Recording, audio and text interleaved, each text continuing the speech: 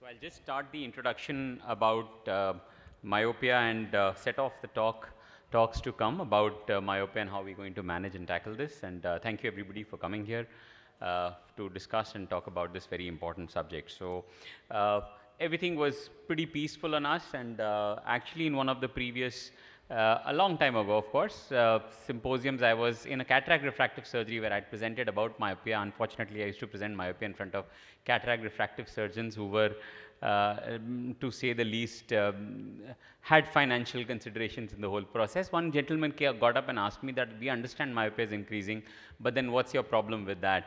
He was rather concerned about what I'm trying to do is reduce the tap of possible prospective refractive surgeries he may have in the end. But anyway, I'll talk about this very important paper that kind of made us sit up. There are a lot of doubts and a lot of issues with this paper, but still this paper highlighted the most important thing, that yes, across all races, across all countries, generation after generation, there is a progressive increase in the prevalence of myopia. We know that refractive error still remains and has been for a very long time the most important cause of visual impairment and possibly the second largest cause of treatable blindness. But till some time back, it was not really a concern for us. One of the papers which we had done and which tried to find out the prevalence in northern India, it came to about 13%.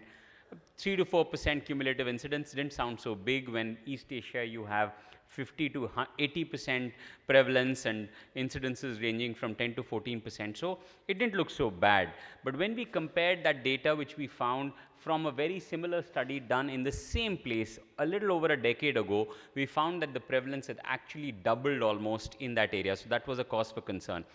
Indians as a race are really not immune to this.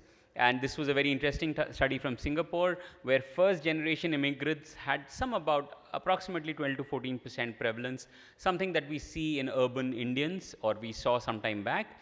And the very second generation, or the children of these parents, actually had 28%. So they were quickly imbibing the risk factors that were prevalent in in Singapore and in the people there. So this was again another meta-analysis subsequently. One of the, like I was highlighting, the problems with the Brian Holden paper was that they ignored Indian data and they said there was no robust study from India. So actually, 1.4 billion population was ignored in that, landmark path-breaking paper that we all love to quote. So this was a meta-analysis that we did.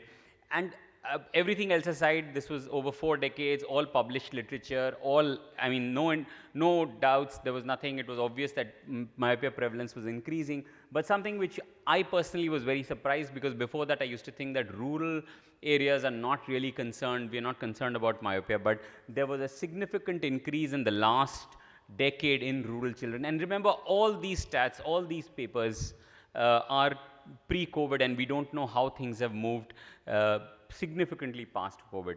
Myopia is, again, we think it's a very benign disorder. We just need to give glasses. But remember, high myopia is associated with some very major, irreversibly blinding conditions like pathological myopia, retinal detachments, retinopathies, cataract, glaucoma. So all these are very, very important and something we need to be able to prevent high myopia by acting today. Again, treatment options are cheap. You just need to give a pair of glasses. But again, in the US, and this is almost 5 or 6 year old data, the cost of providing spectacles was just 4.6 billion alone in the US. And you can imagine the cost in India, and this is only spectacles, not refractive surgery, what Partha charges. So preventing myopia has now become the most important thing of preventing progression of myopia. We know there are a lot of risk factors associated, and outdoor activity appears to be the most important preventive factor. And about 2 hours a day, most studies have tended to agree, are the important things. The other risk factors that are possibly modifiable, unmodified, would be the pre-myopia understanding that they are lower hyperopes than age-matched normals. With age, you find them to be progressively increase in the prevalence, but younger and younger onset of myopia we are observing. Parental history of myopia, parents are myope, both parents are myope, almost 3 times the risk of having progressive myopia. girls for some not so very clear reason, possibly less outdoor activity, are more at risk. But the environmental factors have the ones that have changed, because the genetics has not changed over the last 3 or 4 decades, but there has been a massive explosion, and probably the visual environment, basically a lot of near work, smaller distances, longer hours, association with binocular vision problems and accommodative lag are the key factors that are driving this myopia epidemic. And our decisions to intervene should be based on identification of clear risk factors, and the most important thing is documentation of myopia progression. Myopia is treated with spectacles. Myopic progression requires alternative modalities that we'll be discussing today.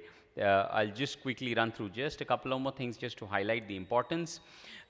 Treatment strategies should be based on risk benefit to an individual, associated conditions, patient's lifestyle, economic, and compliance. Remember, it's not easy to put a drop of atropine in a child's eye for 2 years every night, continuously, at least for 2 years. So I've never possibly completed my dose of antibiotics for, say, URI or something, which may be just 5 days. So remember, these are big challenges we need to face.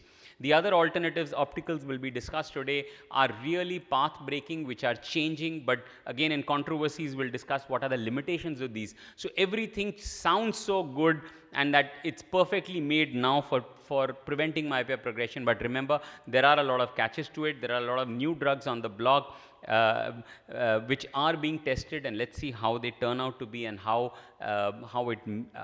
they impact myopia progression. But again, to highlight, the most important thing is lifestyle modification with every child, with every parent, with every caregiver. We must insist this. There are a lot of solutions for myopia management we'll be discussing today. Each one has its place, and it's very, very important for us to understand them.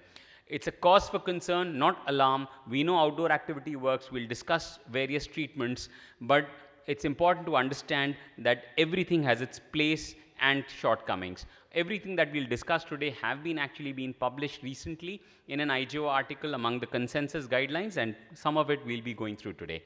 Thank you. So now we'll move on to the next set of speakers for covering the various aspects of myopia management. Thank you, Rohit, sir, for setting context to the epidemic that we are all facing. And fortunately, there are still a lot of options that are coming up, though no solution yet, but still there are a lot new things that we keep hearing